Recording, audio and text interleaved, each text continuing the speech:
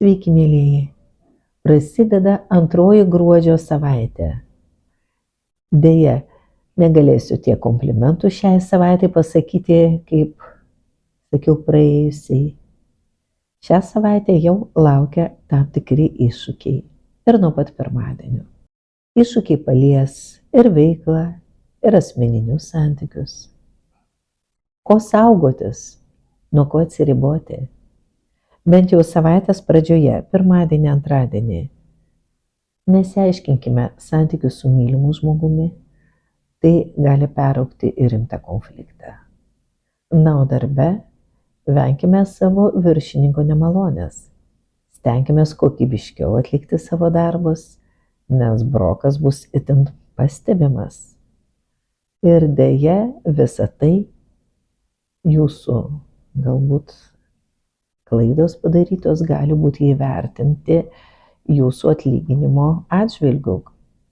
Galbūt jūs negausite žadėtos premijos, galbūt bus net alga sumažinta.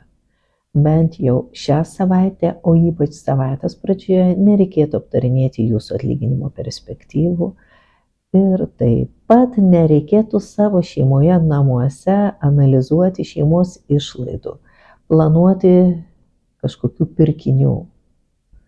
Pinigai, jausmai, meilė – tai bus ta sfera, kuri kels audras ir dėl ko gali tekti ir ne vieną ašarėlę nubraukti. Savaitės vidurys lyg ir žadės naujas geras idėjas, galbūt išgirsite gerų pasiūlymų, galbūt atsiras galimybė įsigyti kažkokį puikų senai svajotą daiktą, puikią nuolaidą, tarkim. Bet turėkit omeny, kad savaitės vidurys tai apgaulių laikas, kai tu kažką neapskaičiuosi ir vis dėlto nusipirksi ne tą daiktą. Nepagalvotai galbūt leptelsi dalyką, kurio nereikėjo sakyti, ar tai savo draugui, ar kolegai, ar viršininkui. Tai metas, kai geriau prikąsti liežuvį. Netikęs žodis tuo metu gali pridaryti daug bėdos. Išskris žvirblių, grįš jaučių. Ir tas jautis, ko gero, jau prie jūsų priartės savaitei baigiantis. Savaitgalis bus sudėtingos konfliktinės dienos, kai esame pernelik jautrus, įžeidus, ambicijų karai, noras suvesti sąskaitas. Kitaip kalbant, prisiminkime, kad artėja didžiosios metų šventės ir stenkimės nesureikšminti, galbūt netaip ištarto žodžio, galbūt kažkieno kritiškos pastabos. Nesiviliokime ir labai jau gražiais gundančiais pasiūlymais. Per daug apgaulių, sukčiavimo, o aukos tapsime mes.